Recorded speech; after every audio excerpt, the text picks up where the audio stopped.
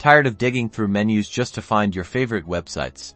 Let's make sure your Google Chrome Bookmarks bar is always front and center. First, open your Google Chrome browser. Look towards the very top of the window.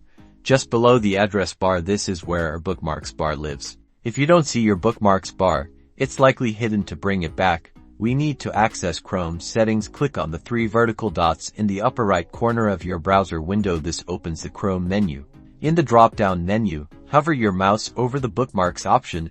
A new submenu will appear. Look for an option that says Show Bookmarks Bar. Click on Show Bookmarks Bar. You'll see it appear instantly right below your address bar if it was already checked and hidden. Clicking it again will make it visible if it was unchecked.